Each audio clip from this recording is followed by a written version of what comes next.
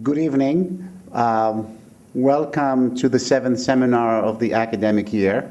The presenter tonight is Paul Burlin, someone who's familiar to many of you, the unit faculty and students, but also to some of our colleagues watching us from across the country and perhaps in other parts of the globe.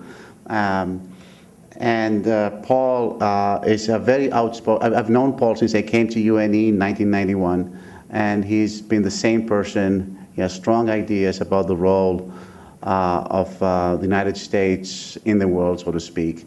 And today, I'm sure he will be sharing with us some of his best thinking on the issue. Very briefly, a brief biographical note about Paul. Paul Burlin is professor of history at the University of New England and author of Imperial Maine and Hawaii.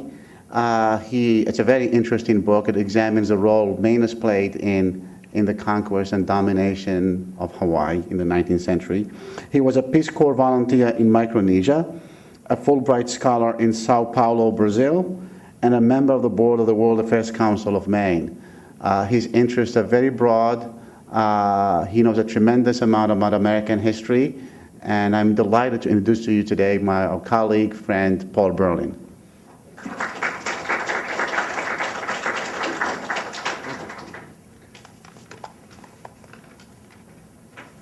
Okay. Ryan suggested that I use this because he's familiar with my style of lecturing, which is frantic. So, one correction, Anouar, thank you for that nice introduction. I'm not a member of the board of the Maine World Affairs Council. I was at one point. Well, prior to getting started tonight, I want to do two things. One is just comment a bit about the center that Anouar has so successfully put together. And there are a lot of people here in the audience who I recognize and know well because of my 20-odd years here at UNE, but there are also other people here who I don't know at all, but whose faces are at least vaguely familiar, which leads me to believe that they were attending previous lectures. And if that's the case, then the center is meeting one of its roles, which is to reach out to the community, the broader community, broader than just the UNE community, to engage in dialogue about, in this particular case, global issues. That said, the other thing I want to do is embarrass Anouar a little bit. Those of you who may not know of him, he has become, over the last 10 years or so, not only a nationally recognized, but an internationally recognized scholar dealing with the issue of Islam in the West. And so, as many of you may know, the Academy is full, replete with enormous people with enormous egos, typically, some of them grotesquely enormous. And this characterization does not fit Anouar at all. Even though he has quite an international reputation, he never seeks the limelight for the purposes of self-aggrandizement. And because of that, he's a good colleague and, even more importantly to me, a good friend. Sorry, Anouar, I knew I would have, you give me the podium, I'm bound to embarrass you at some point. I want to start tonight's lecture with a photo. And let me put it, what I tried to do after I composed this was come up with a single photo that I thought would help capture part of what I want to try and do tonight. And so I will do that if I can.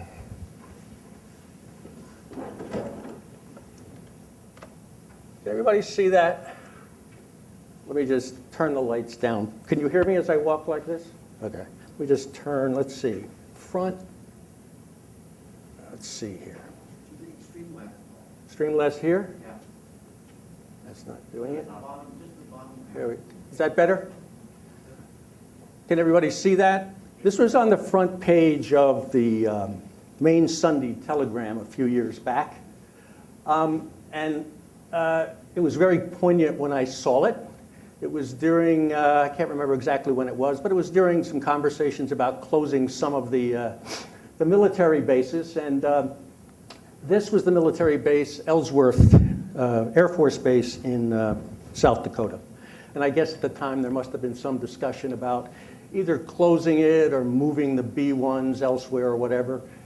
And the people directly affected, those that are a function of what Eisenhower once called the military-industrial complex, protested.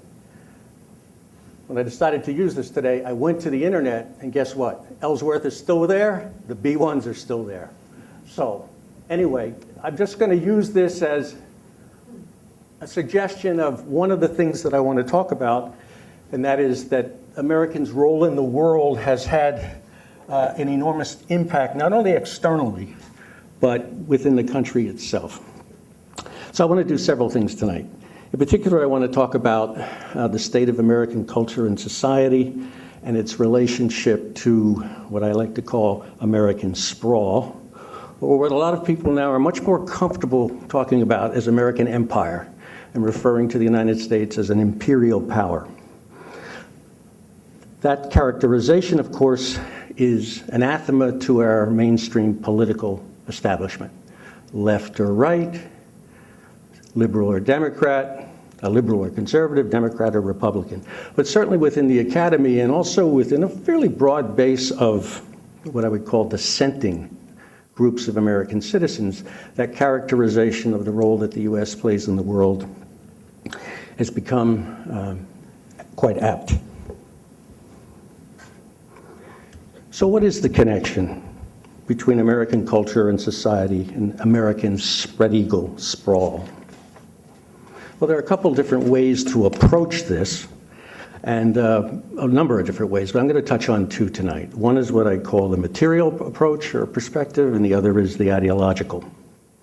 By material, of course, I mean economic interest that the United States has. Our desire to continually to promote, should I say incessantly to promote, what we consider to be very sacrosanct, which was continued in economic growth and expansion. And everything from stable sources of oil, to raw materials, to foreign investments, to open markets under the banner of globalization can be cited here. As Bacevich, and I will talk more about his book, and he in his book at the end has pointed out, that the United States, in America, we have basically come to define freedom in material terms. Bacevich, if those of you, how many of you read the book? I know okay, some of you have that are taking the course for credit. When asked to characterize what makes the American people tick, he has one word in mind: more. If any of you remember that wonderful classic, it's now a classic film, The Graduate? Remember when Dustin Hoffman graduates from college and he's the party out at his parents' backyard at the pool in Southern California, and the neighbor comes over and puts his arm around Dustin and whispers in his ear, the future is plastics. Well, it's the same sort of tone when, or parody, if you will, that Bacevich refers to when he says American people are primarily interested in more material goods, a rising standard of living without any limits. So I'll come back to this, the material and the economic issue a little bit later. But what I want to focus on now is what you might refer to as the ideological roots of the American empire. And any approach to this question necessarily raises the issue of how Americans, we as a people and a nation, have seen our history and see ourselves. Now, I recognize that there can be a problem of talking about the American people as if, that the population is totally homogeneous, which it isn't. And there's been a lot of preoccupation in the academy and more broadly in the last 15 or 20 years about multiculturalism and diversity, and describing the American population as a mosaic, etc. Now, while I think there's a good deal of truth in that, I think it can be overemphasized at the expense of some things that the American people share quite broadly. A few years ago, I brought Amitai Etzioni, the world-famous sociologist at George Washington University, come and speak.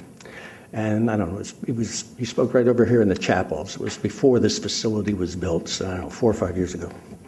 And he had just published at that time a book called The Monochrome Society. And what he argued was, and quite persuasively to me, that notwithstanding identities around gender and class and race that have been, at the forefront of a lot of academic discussions, there was a very broad consensus across the American people about many fundamental beliefs and ideas. And one of the most sacrosanct ideas, and it relates directly to my topic, this is something the Americans have shared for a long time, again, not universally, but very broadly. It is the idea that the United States as a nation is a nation of a fundamentally different order.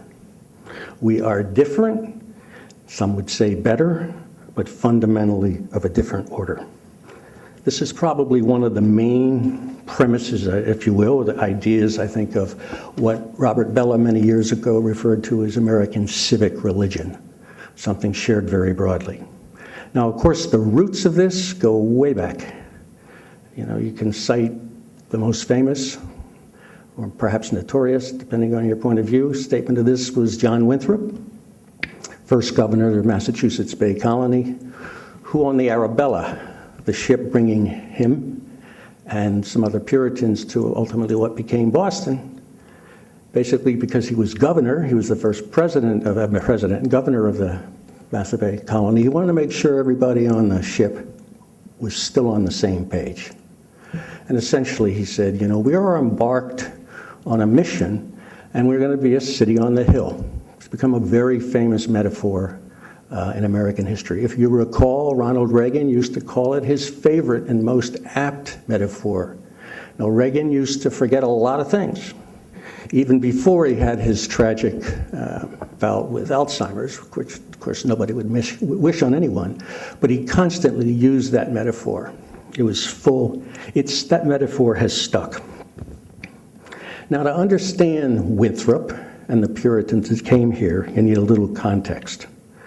The Puritans were people who believed in what was called covenant theology. A covenant is basically an agreement. As I tell students whenever I raise this issue, you know, you go to if you don't own a house, pull out the deed or the mortgage agreement that your parents have with the bank, and you'll see the word covenant in there. Is you pay the mortgage or we take the house, essentially. You pay the mortgage and you can keep the house. Well, covenant theology for the Puritans was different. It was that God had entered into covenants in history. And the final covenant, as they saw it, was with them. The first covenant was with Adam and Eve. And of course, as we all know, they blew it. And they were banished east of Eden. The next covenant, from the Puritans' point of view, was with the ancient Hebrews.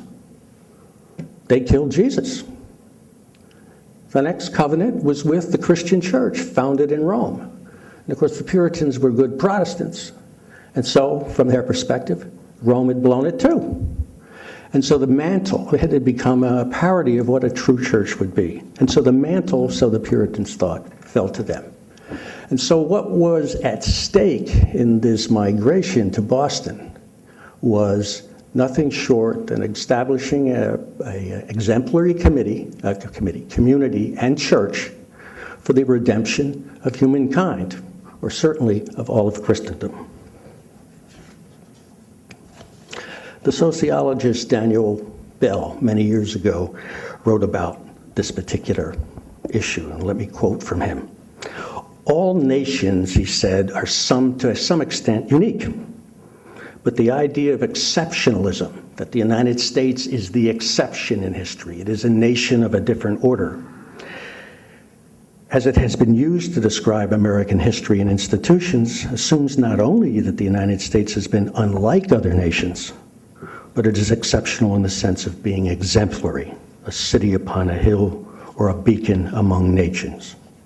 Now, if you really believe that you've been called upon by God to have a special mission to redeem humankind, that's a pretty heady thing.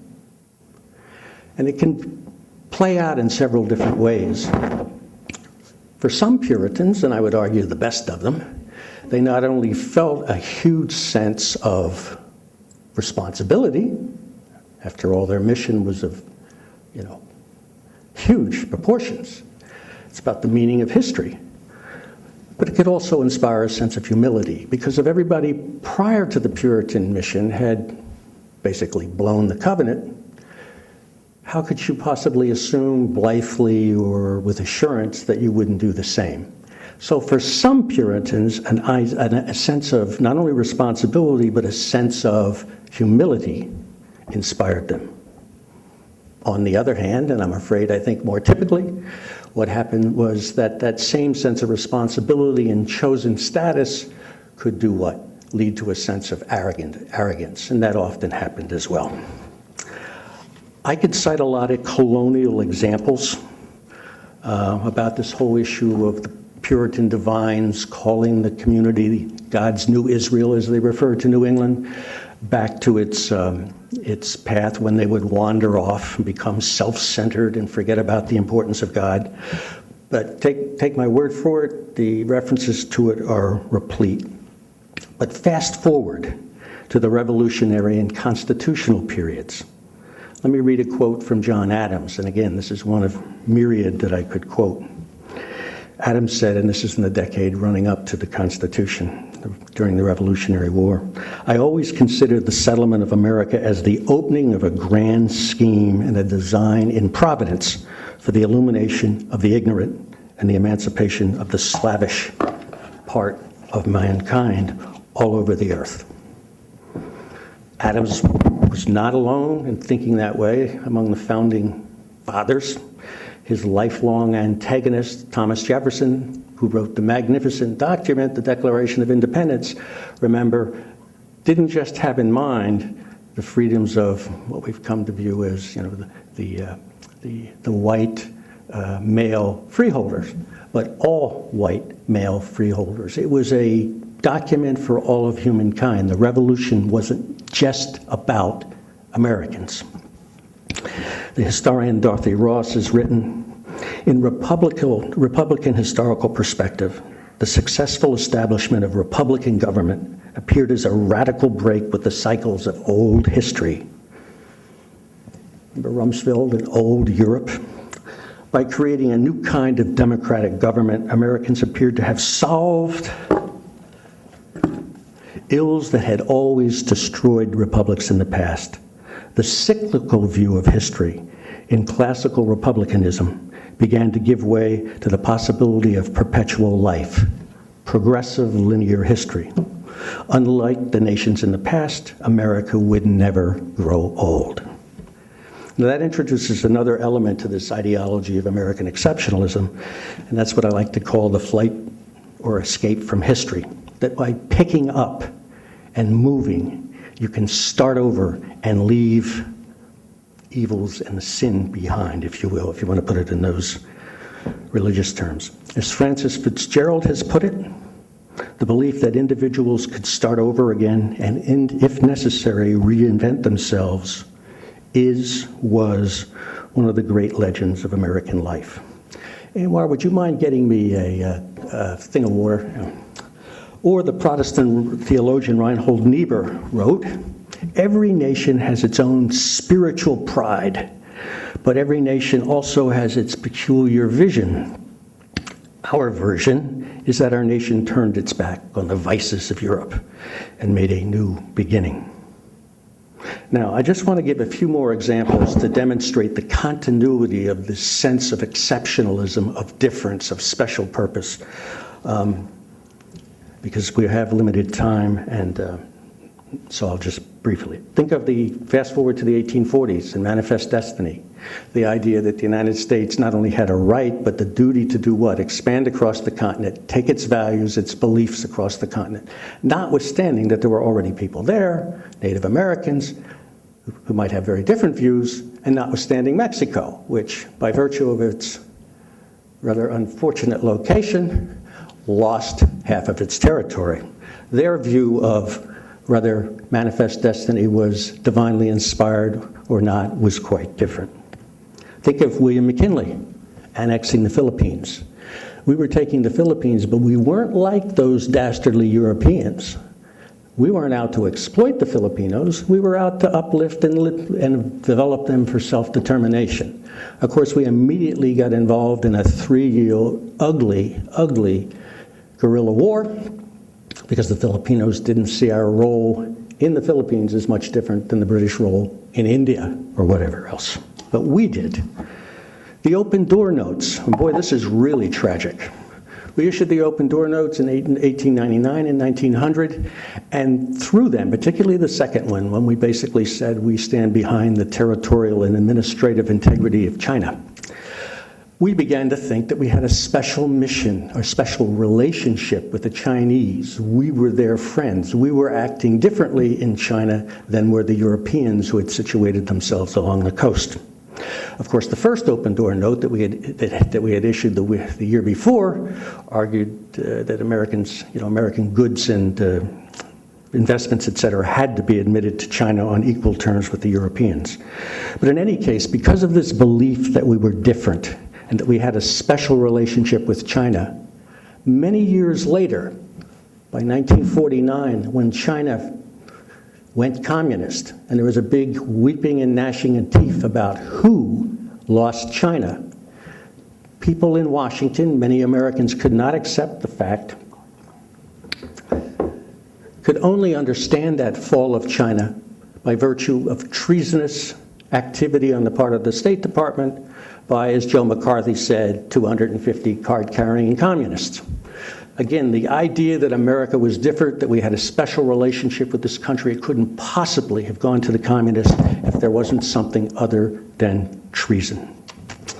All right, enough. I think I've demonstrated that, but I would be remiss if I didn't say something about Woodrow Wilson. Now, Woodrow Wilson is a towering figure in American diplomatic history, and probably more than any other single individual in our history embodied and articulated the sense of American mission and American exceptionalism. In 1912, pretty soon we're going to have a 2012 election. If I have time, I'm going to talk. I just bought Mitt Romney's book, No Apology. Anyway, if I have time, I'll talk about that election too. Might be as important as the 1912 election. But 1912 election, while Wilson was running, he said, and he said this many times, I believe that God planted in us visions of liberty, that we are chosen and prominently chosen to show the way to the nations of the world how they shall walk in the paths of liberty. Now, I'm going to take a little bit of time to, it's not a digression, but to talk about a small little incident that happened with Wilson, but that I think is enormously revealing.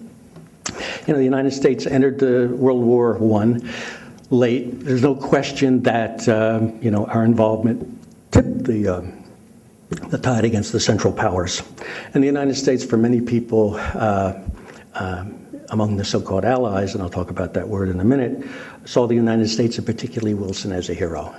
When he had given his 14-points address in January of 1918, he had identified what American war aims were.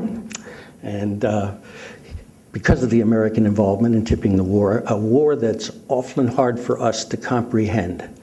I often tell students, in one day, the first day of the Battle of the Somme in 1916, the British lost 60,000 people, men. In 10 years in Vietnam, we lost 58,000.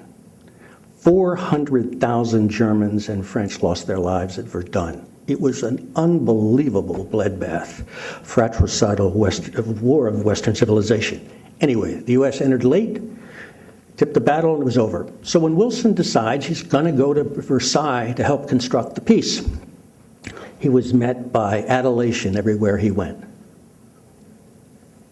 He first goes to France, huge crowds in Paris. Conference isn't quite ready to start, so he says, go across the channel. So he goes across the channel to London. Huge crowds again. And the king, George V, throws a big banquet, welcoming banquet for Wilson at Buckingham Palace. And during the speeches at that banquet, the king says something like, welcome to England, and we're so happy that you're here, and thank you so much for your support, and we're partners in creating a new world, et cetera, et cetera, et cetera. And in a private conversation shortly after that, this is written down by David Lloyd George, who was the prime minister in England at the time. This is what Wilson said, to the king, mind you. You must not speak of us who come here as cousins, still less as brothers. We are neither. Neither must you think of us as Anglo-Saxons, for that term can no longer be rightly applied to the people of the United States. Maybe Wilson was the first multiculturalist. Nor must too much importance in this connection be attached to the fact that English is our common language. No. There are only two things which can establish and maintain closer relations between your country and mine. They are a community of ideals and of interest. And of course, Wilson was referring to the community of ideals and interests that he had defined in the 14 points. One other point, and I'll let Woodrow Wilson go. Wilson was absolutely insistent that the United States never be referred to as an ally. He always referred to the United States as an associate power. And of course, he couldn't control the rhetoric of others, but he was quick to correct them if the British or the French or whomever referred to the US as an ally. Because an ally implied that you were at the same level, that you had the same sordid motives. And of course, that didn't fit very well with a sense of exceptionalism. Well, everybody knows Wilson lost his battle. He lost his fight in Versailles, and he lost it back home. But it was picked up later in the wake of World War II. And Wilsonian internationalists, viewed the Second World War as very much a function of the failure of Wilson in the First World War, and a lot of the things that Wilson wanted to put in place after World War I were subsequently put in place in the 1940s. Henry Luce, the famous owner of Time and Life magazine, published a very famous essay in February of 1941 called The American Century. This is before, obviously, the U.S. was in the Second World War. And he basically said, it's time to get in this war. We should get in this war, and we should get in this war for our own purposes and refashion the world in terms as we see fit. And I quote verbatim there on the we see fit. Luce got his wish. It's exactly what happened in 1945, et cetera, down to perhaps 1971, 72, when the Bretton Woods system, et cetera, all began to fall apart. So where are we today? And this is where I'd like to bring in Bacevich. First, a bit about Andrew Bacevich, who, by the way, I brought to UNE a couple years ago to speak, and he spoke on the other campus to an absolutely packed auditorium. Kids, students sitting on the floor, a spellbinding speaker. Bacevich is currently a professor of history and international relations at BU. That's how we could get him. Didn't cost much to bring him up here. He is a very interesting guy, a West Point graduate, a Vietnam veteran, and then he spent 25 years in the American Army. He was a career, what my friends who were drafted to go to Vietnam pejoratively referred to as a lifer. Anyway, at some point during his 25 years, and he was at the outpost of the Cold War empire, helping defend and deter against the Soviet Union. Sometime during that period, he picked up earned a PhD in American diplomatic history at Princeton. He's also a practicing Roman Catholic and a self-described conservative and an absolutely vociferous but highly intelligent and articulate critic of the Bush administration's foreign policy, and now, too, that of Obama. Bacevich was a Cold Warrior. And he had no apologies about that then or now. But what struck him as interesting was that in 1991, when the Soviet Union collapsed, he was expecting retrenchment on the part of the United States. I mean, if the whole Cold War effort was to deter the Soviet Union, and now the Soviet Union no longer exists, it's time for the peace dividend. Remember that discussion? We never saw it. That concerned him. And what happened with Bacevich is very interesting. His attitude towards a whole different tradition in American history of American foreign policy, the so-called revisionist tradition that came out of Wisconsin in the 50s, 60s, and 70s, which Bacevich had no use for. These are people like William Appleman Williams and his students who were very critical of America during the Cold War, but argued that the reason the United States had this spread eagle sprawl was because of the needs of corporate capitalism. This is something that Bacevich had never considered before. But once the Soviet Union's gone and we're still out there, we had a rapprochement, if you will, with this tradition.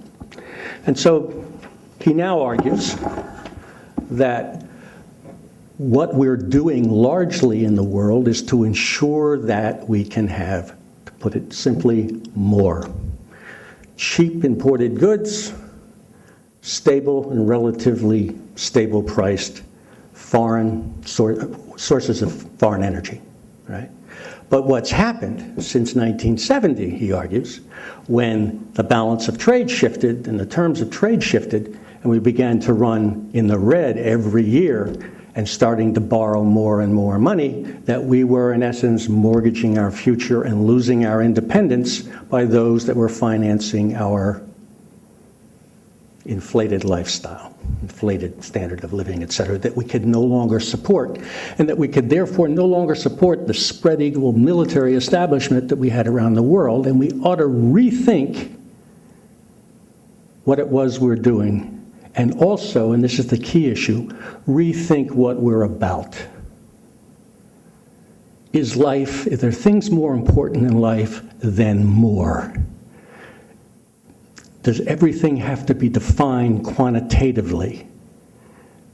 That sort of thing. Basically, he's argued that the ideals of the Republic have basically been reduced down to a set of consumer values. Let's see what time we have here. Okay. So what he sees now is that we face a crisis. Three interrelated crises. One is the economic, that we're living well beyond our means, both at the personal level and the national level. I mean, I have, speak anecdotally, enormous credit card debt. Why do I have enormous credit card debt? Because I refuse to allow my standard of living to drop below what I was used to being raised in the 50s, right? So I earn a decent living. But the United States as a whole is doing the same thing. You know, we are borrowing increasing amount of money, and from his perspective, this is not sustainable. I don't think from anybody's perspective. And just the other day, I saw a headline in a paper.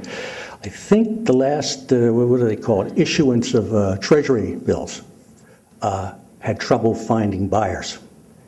And that meant interest rates had to be jacked. And if that's the beginning, that could very well be the beginning of people having some questions about whether the American securities are really that good of investment. And the only way to attract investors is what? Raise the interest rates. And of course, the interest rates go up for public securities like that, they go up for everything. Okay. In addition to the economic crisis, he sees a political crisis. And Bacevich is absolutely scathing here. He says Congress has allowed war-making powers, et cetera, to migrate from Congress, from the Senate, to an imperial presidency. That all, by and large, the political establishment does, Republicans, Democrats, is positioned in congressional, position themselves for re-election, and tinker with the budget. And how do you position yourself for re-election? Tell the people what they want to hear. And what do they want to hear? You can have more. And finally, his concern as a career military officer is to sustain the kind of life that we have come to, as the second Bush said, American standard of life is not negotiable. We ask the military to bear the brunt of that and end up putting them in places and giving them missions that they cannot possibly conclude successfully. Basically says, or he doesn't basically, says we have too much war and too few warriors. And as a lifelong military person, he's not enamored about bringing back the draft. He basically thinks the draftees were probably more trouble than they were worth. But in any case, what he looks for is a rethought sense of national purpose, a rethought related to that, a rethought position in the world, and retrenchment. A strong military that emphasizes defense. Okay, in conclusion, I want to talk about two other Americans I'm jumping ahead here because I'm taking longer than I thought.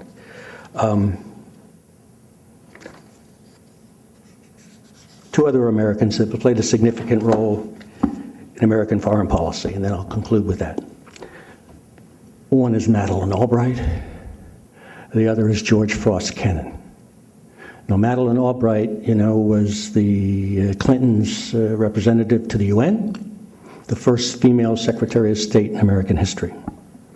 George Frost Kennan, who lived an incredible 101 years, was a major figure in American diplomatic history in the second part of his career, and I'll talk about that. He left the State Department, became a historian, public intellectual, and was the perennial outsider in critique of American globalism. I'm going to take a shot here at a feminist icon.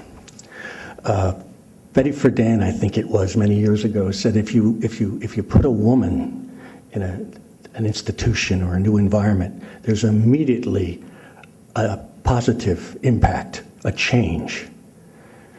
Well, we've had women in fairly high positions in the foreign policy establishment for the last 15 years. Jean Kirkpatrick, Madeleine Albright, Condoleezza Rice, and now Hillary Clinton. And from my estimation, I could be wrong, there may be some internal dynamics in the State Department that have changed. Significantly nothing whatsoever has changed in terms of American foreign policy and posture in the world. In any case, that was kind of a snide. Betty Friedan was right about a lot of things. She was not right about that, at least when it comes to the State Department. Madeleine Albright, when she was Secretary of State, was interviewed in 1998. I forget the exact context, but it was in the situation where the UN inspectors for the weapons of mass destruction in Iraq had been booted out by Saddam Hussein, and we wanted to get them back in, and she was certain that they would find the weapons of mass destruction. She also had the temerity to say, when asked, well, should we use force? She said, well, we could, and I'll talk about that in a minute, but the American people will be a little reluctant to do that because then we might end up occupying Iraq. But she said, we might have to use force, and this is what she said. But if we have to use force to get the inspectors back in, it is because we are America. We are the indispensable nation. We stand tall and see further than other countries into the future.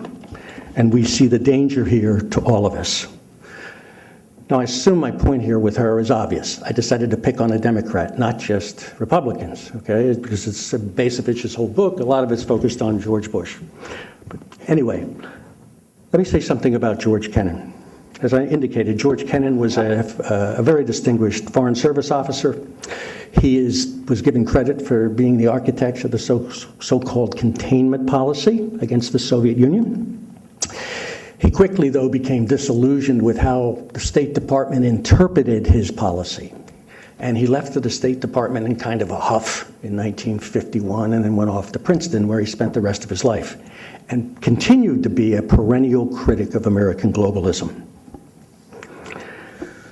What Kennan subsequently argued was that his policy had been misinterpreted, that he never thought that the Soviet Union was a military threat to Western Europe. His concern was that if Western Europe wasn't jacked up and supported economically, like with the Marshall Plan, with which he was intimately involved, that there could be some threat, but otherwise not a military threat. But that quickly his policy was interpreted in military terms, and by 1947, Truman's out there saying, with his Truman Doctrine, we will defend communists any place in the world and we'll do it militarily, and we were giving aid to a Greek regime that was pretty unsavory. Kennan left. And for the rest of his life, argued that he was misinterpreted, etc. Some people have argued he was disingenuous about that. Maybe he did have military ideas in mind in the 40s, but that's sort of irrelevant because for the rest of his life, it was very clear what he wanted. And he was a perennial critic of a militarized policy.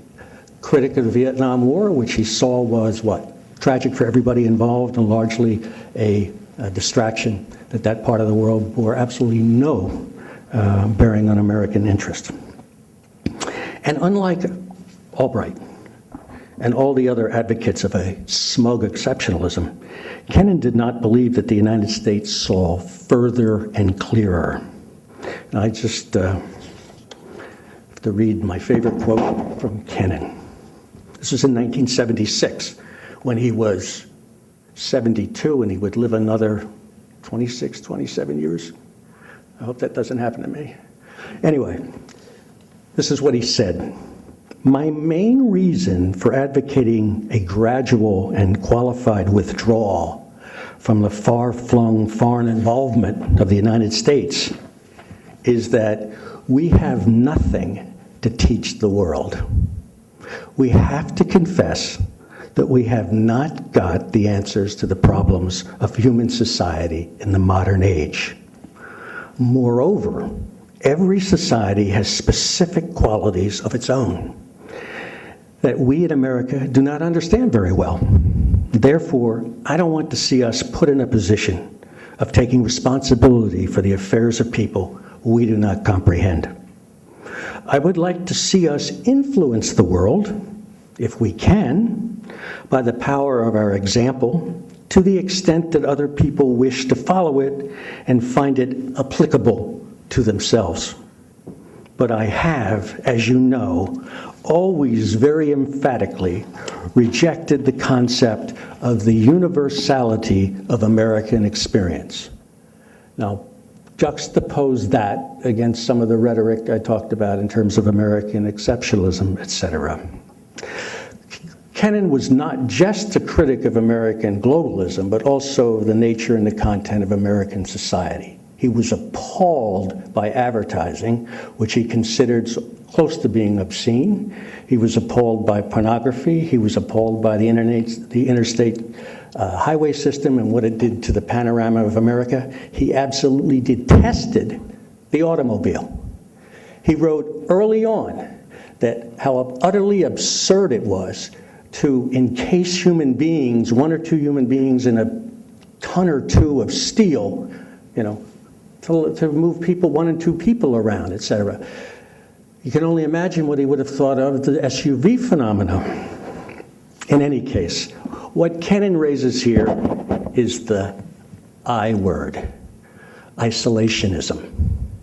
And the problem, one of the major problems in any discussion along these lines is that and Chalmers Johnson, major scholar in this area, has written, I think he says that we have close to 600 military bases overseas. Some tiny, some big. But if anyone has the temerity to suggest that we pack up the bags in even one of them, you are labeled an isolationist.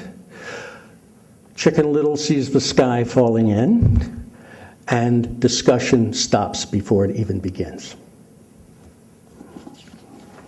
That's an issue and that's a problem. And so what Bacevich calls for, and I think is probably a bit quixotic, but I too feel the same thing, is that we need to have a national discussion and dialogue about what we will be as a people in the future, what we should be. And the way that we have conducted our lives, at least thus far, by this point in time, is no longer sustainable. Certainly not economically, and perhaps not, very much not morally. Just a few comments about Republican Empire, because that's the title of the address. And of course, I came up with the title of the address a year ago, and then you have to sort of back into it. But basically, classic Republican thinking is you can't have a large standing army. Why? Because it can be used against the people. Also, if you have a large standing army, it tends to do what over time? Power tends to migrate from the Roman Senate to an emperor. So people now talk about, and Bacevich talks about, an imperial presidency, that our presidents are beginning to take on some of the trappings of empires. It also, the empire hollows out the republic. I don't know about you all, but I was really struck during the healthcare debate. The weeping and gnashing of teeth about the $1.4 trillion price tag, I think it was, over a decade. And yet if you take the current spending on the military establishment and assume no increases over the decade, it's probably 5 or 6 times that in the same period of time. Not one murmur that I know of from anybody in the mainstream political establishment. Not one. Dick Cheney said, defense is not a budget item. That is, absolutely absurd, and the red ink that we continue to run will definitely prove him wrong. Now, this has been sort of negative, but people that know me know that I tend to see glasses half empty rather than half full. But I'm not suggesting here that we wallow in a sense of guilt and self-flagellation, et cetera, but I really do think that we have to look at ourselves in the mirror and ask some serious questions about ourselves, and not necessarily presuming any answers, but we need to have that discussion. There's some wonderful things that have happened. We recently elected the first African-American president in American history. I don't know about you folks, I never expected to see that. And what's more, at least from my reading, is after we elected him, we didn't congratulate ourselves very much about it. We just went on with business, such as it is. That's pretty good stuff. We also, over the last 30 or 40 years, have expanded the area of opportunity, et cetera, for a lot of groups that were excluded. Bacevich, as a conservative, has brutal statements about Buckley and the National Review, how if they had had their way, we'd still have Jim Crow.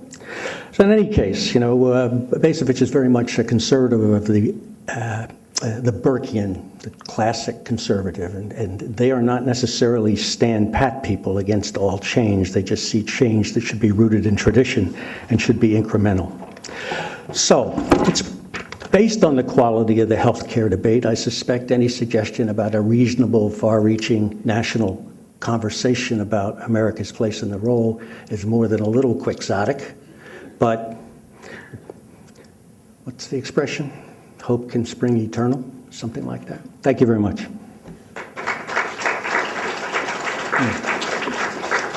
One other thing before Mitt Romney. Now, I'm embarrassed to say I bought this book. The history of this is, I'm a book TV junkie on the weekends, and there's only one TV in my household, and my kids just give me a really hard time about it, because from their perspective, that's, a waste of a good TV. But anyway, this guy was interviewed recently about his new book, No Apology.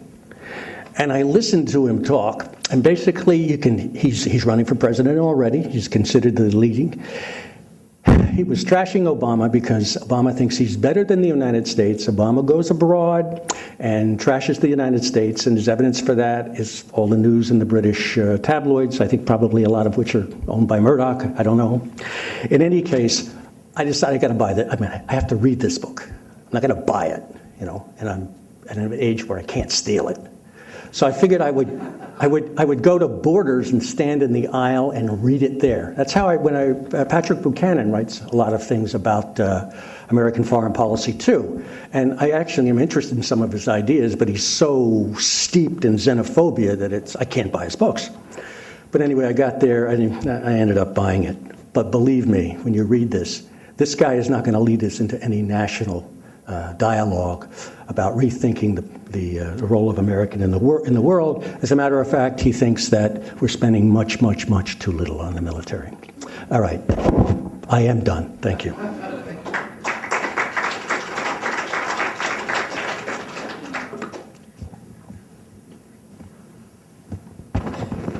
Questions? I hate question and answer periods, but Anouar told me I had to do it, so.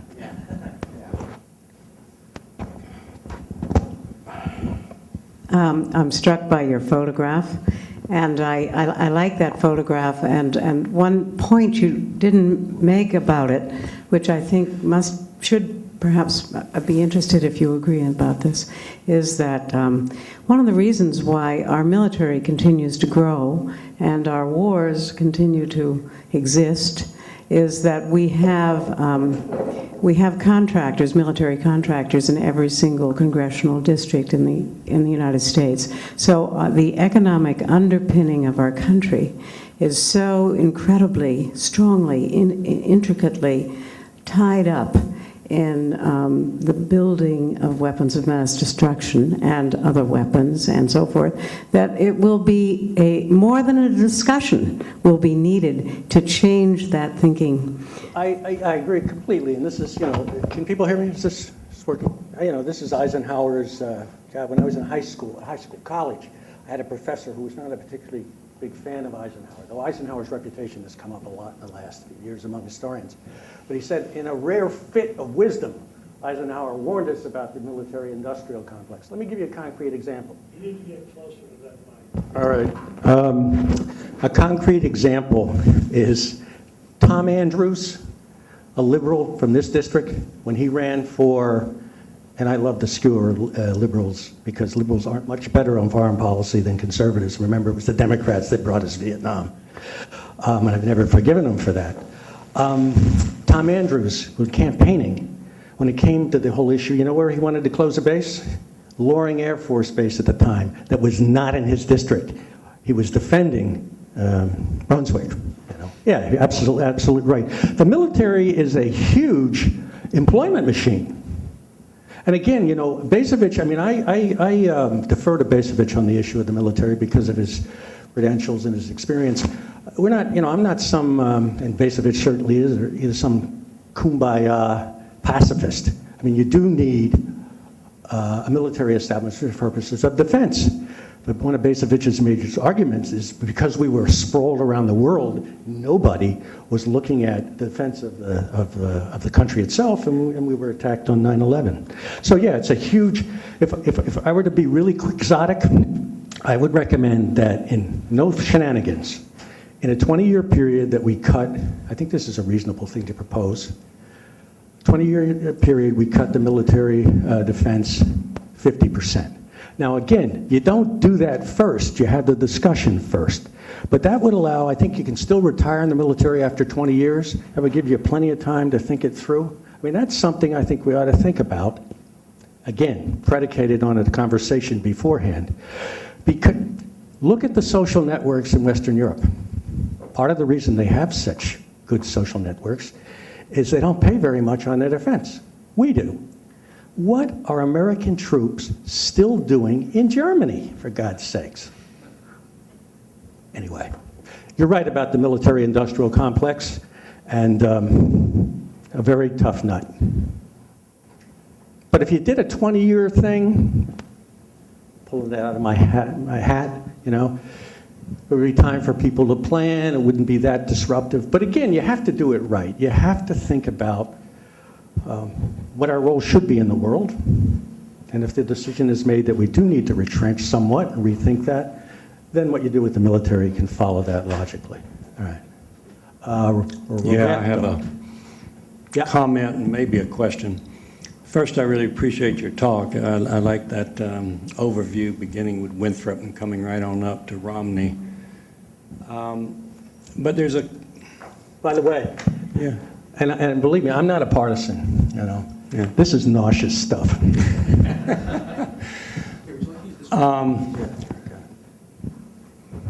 First of all, I want to say to people here, I'm not really a part of this directly, though I may wind up contributing to it or getting part of it. There is a movement in Maine right now which is starting called Bring the War Dollars Home.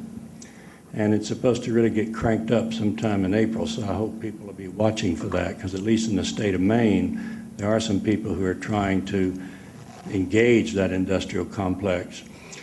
But the question I have, or the comment I have is this: there's a kind of irony. People want more, as you say, and to keep that more, we have to perhaps have our empire. But at the same time, the irony is that trying to keep that empire is a big part of why we don't have money at home for schools, for health care, for roads, for infrastructure. When is the American public going to make that connection? Well, yeah, I agree. That was my point about the empire hollowing out the republic. We don't have the resources. And if you view the military, as Dick Cheney did, that it's not a budget item, there's not much to go around. So absolutely, it renders the process, the promise of American life much more. It questions it, it undermines it. The other thing, it's not just more, but we do a pretty poor job of distributing income. So, you know, it's easy enough for an upper and middle class person like myself to talk about that, but what of, you know, the unemployed, you know, woman in the ghetto with the family who's eking it out on food stamps, and because welfare no longer is an entitlement, after a certain point of time, she's off. So, I mean, that's an issue, too, that has to be dealt with. You were first. I was struck by a comment in Bacevich's book that says the quadrennial ritual of electing or re-electing a president is not an exercise in promoting change. Regardless of what candidates may claim or ordinary voters believe, the real aim is to ensure continuity, to keep intact the institutions and arrangements that define present-day Washington. And I'd like your comment on that, and also mention, you know, that how the executive branch is forced into that, since legislature is one of the ways we institute change, and we've got a vacuum in the legislative branch, so we end up with the executive branch taking on much more than it should. Well, you're right. The idea that there's a long continuity in American foreign policy is that, for example, that the debates that we have about it really never get to the long-term and the strategic objectives. Stable price of oil in the Mideast, you can get it that different ways.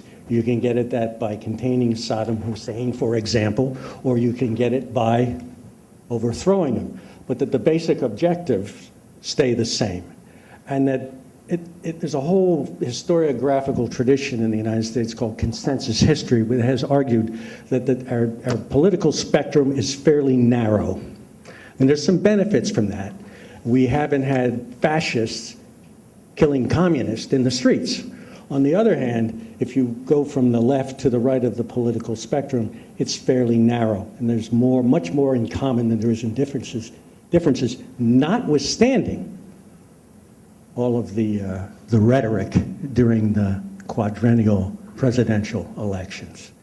On the issue of the executive, a basic point of Bacevich is that Congress has relinquished it's been irresponsible.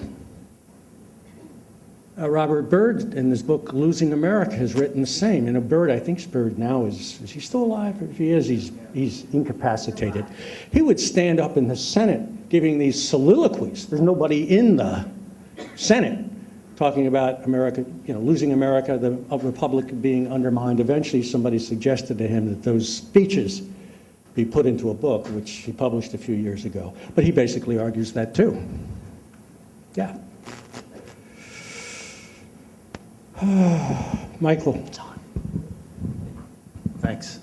Paul, you call for a conversation, but we know that's the rift is so profound in this country. I mean, Obama attempted to start a conversation about health care, and that didn't occur. And I was listening this morning on NPR to people being quoted at the so-called Tea Party, and they asked somebody, what exactly is it that you object to about health care?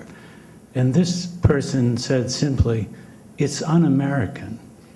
And the notion that this change is so threatening, and the way that we've come to, you know, we've become inured to an awful system, and so we're threatened, or some people are threatened. But to me, that captured this tremendous partisanship.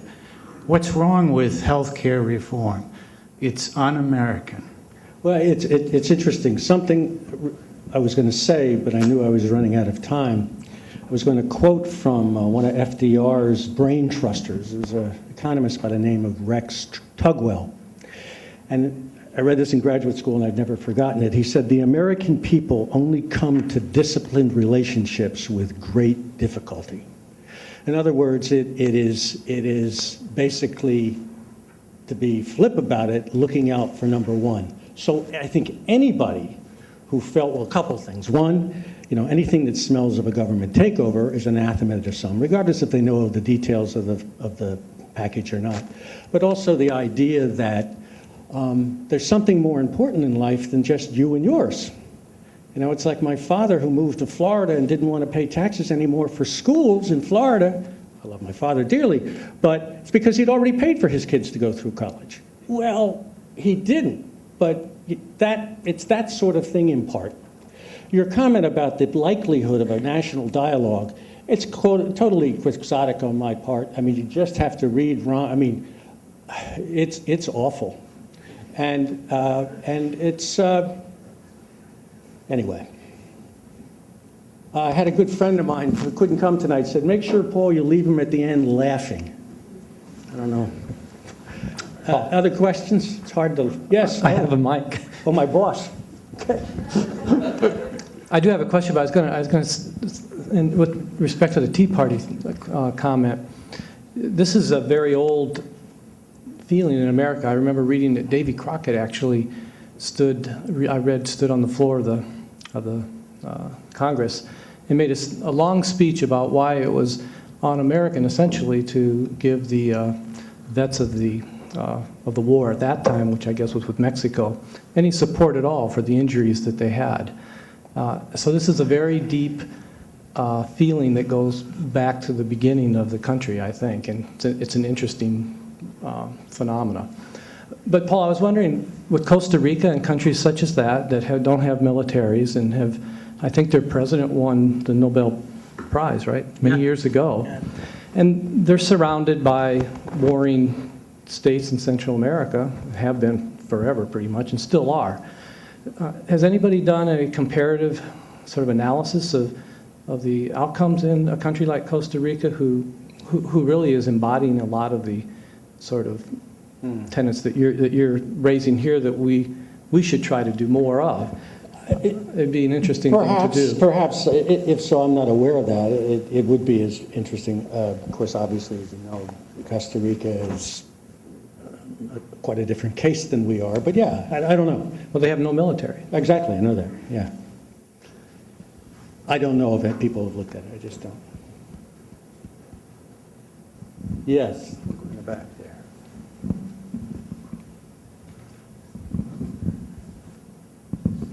What I was wondering is, people have always come to this country because they wanted more. And the last two speakers that we had that addressed this were, biological and social.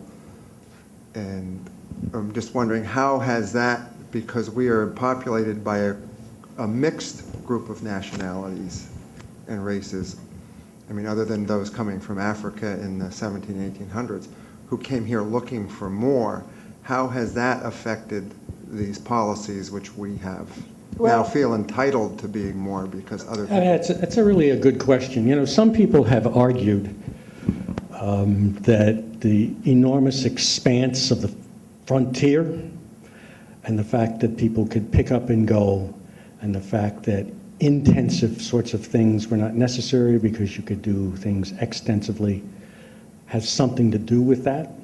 Now, obviously, immigrants that have come in for more, some of them were coming from pretty drastic situations, so even a modicum of improvement was good. But more broadly, it's, there may be something to that issue about the frontier or the expanse. The argument that some of the diplomatic historians have been is that the frontier functioned as an engine of economic growth and also a home market, and it was when that frontier closed that the United States stepped out on the international arena, and it became very important for it to open markets around the world, and then that began our sort of global rise. I don't know if that answers your question or not, but immigrants typically come. I mean, think about the immigrants that are coming up. I just watched a new movie, a Mexican movie called Sin Nobre, which is about the Honduran Honduran immigrants coming up through Mexico to get to the United States, you know. They're coming from such abject, awful circumstances that it's not the same thing. Bacevich uses he talks about there used to be an empire, and he took this from another historian, the empire of production, where the image, the metaphor was Joe Lunchbucket.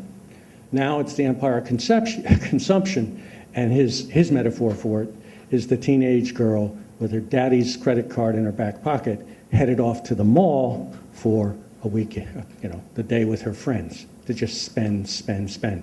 That's one kind of more. There's another kind of more if you're dirt poor and you're coming here, and that's been the history of many immigrants to this country. I don't know if that answers your question or not. But. Yeah, sort of, but that gives us our whole projection of thinking. We've always had more that we've always been able to get more. And right. The problem is, one of the problems is there's not so much more to get, and the other problem is we've run out of money. Well, there's that too, and of course, what's a relatively new, and I mean relatively new by the last 30 or 40 years, is the whole issue of the environment. And people, I hear environmentalists say, if you globalize the American standard of living, we'll all be wearing gas masks. You know, it's not sustainable. So, and to the extent that that's true, and I'm not an expert in that field at all, we do have to rethink it, notwithstanding what you just said, that we've run out of money. And when China decides not to loan us any more money, which they're probably not going to do tomorrow because they know what would happen, but it's you know, as somebody said recently, if we have problems with Chinese human rights record, it's pretty hard to say very much to them when they're your banker. I mean, the last time, you know, it's not a relationship I want to have with my banker. Anyway, one more question and then I'm done. Well, maybe not quite.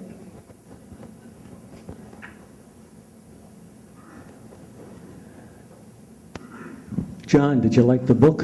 I did like the book. I knew you'd like the book. And Bacevich talks about perhaps what we should do is stop feeling that we need to tutor the Muslims on, you know, matters related to freedom and the proper relationship between politics and religion. And he also goes on to suggest that perhaps another approach to the war on terror might be an approach akin to the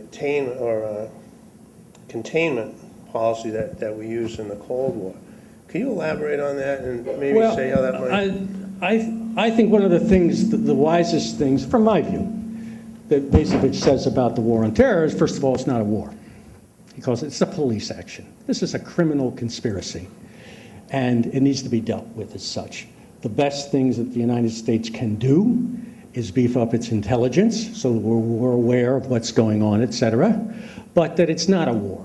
And you know, a war without end is not only absurd, it's not something that we can possibly sustain.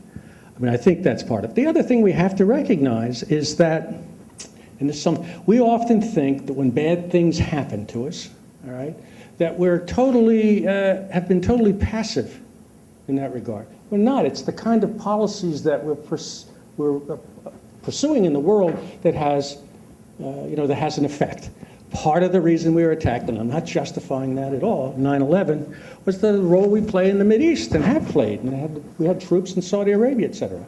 I mean, Pearl Harbor attack. To this day, most people don't realize that. And I'm not justifying the Japanese attack of Pearl Harbor, but they attacked us because of the policy we had towards China that felt contained them. That's not to say we shouldn't have had that policy, but we were not passive bystanders in it. So I think what it suggests is that we need to rethink our posture in various parts of the world. If we were to get serious, and remember, I think this goes back to Richard Nixon. I hate to use the name, but he talked about energy independence. You know, Carter did, et cetera. We've never done anything in that regard. We are more dependent on foreign oil now than we've ever been. You know, it's patently absurd. And so that's part of it. Part of the reason we were attacked is because of the role we play in the Mideast and have played. And the problem is that people like this guy, and I'm not saying, I'm not trying to, I'm just using him as a metaphor, you know? He doesn't want to talk about that because he's got nothing to apologize for. I don't know that we have anything to apologize for. We need to look at, we need to talk to ourselves. We're responsible for ourselves. I sound like a Protestant minister now. But I was originally going to be that, but it didn't happen. Did that answer your question at all? And then, please, not just, I hate this, just one more. I've never liked question and answers.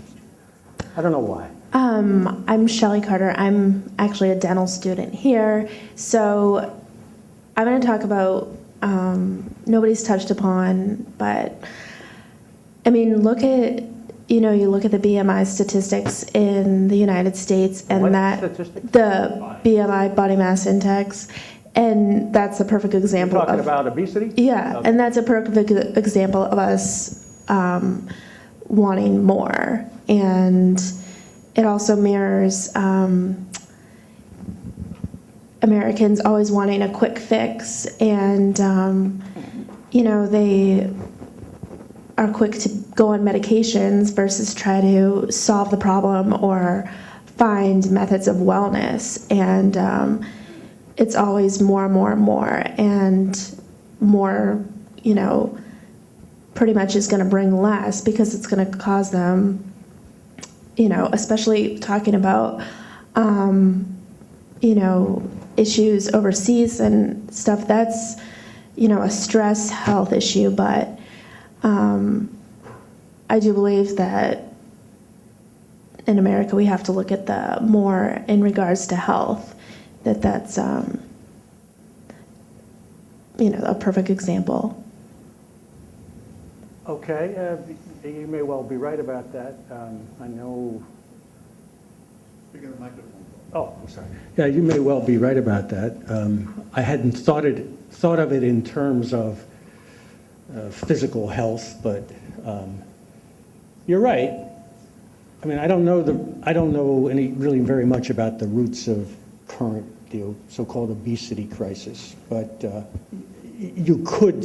There's definitely an analogy there between that and the kind of thing I've been talking about. Yeah, it's just something when we talk about more, that's something I always like. I think it's a perfect example. I mean, the movie, I'm sure people here saw it, it's called Supersizing, and it's about what I'm talking about. Americans wanting more. It's like all the analogies of overindulgence and quick fix rather than wellness. You know, wellness being unlimited. Okay, you know, the Japanese, I think, and I don't know that much about Japan, have a pretty healthy diet. They live a long time. Does that have anything to do with the fact that resources are very constrained and population is very constrained in that environment? Maybe. I mean, again, I'm thinking off the top of my head.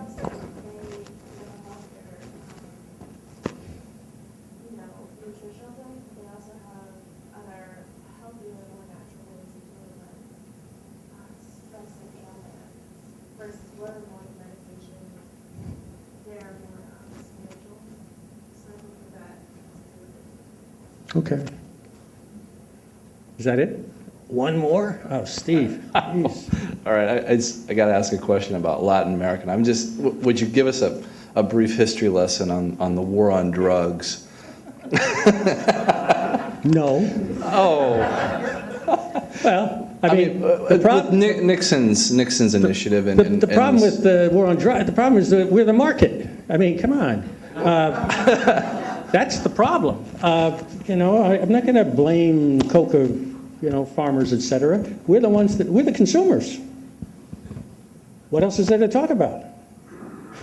I mean, you can go to the source, et cetera, but I mean, we're the problem, not the little coca grower who doesn't make very much money off it anyway. Oh, absolutely. Oh, absolutely. And the Latin Americans, you know, and recently we've, you know, beefed up our military presence in Venezuela, and that has upset everybody from Brazil, et cetera, you know, that is is, you know, it's this Yankee imperialism all over again. And of course, we've said, oh no, of course not. But that's a difficult sell when we have the kind of history that we've had. But when it comes to drugs, it's us, not them. Right?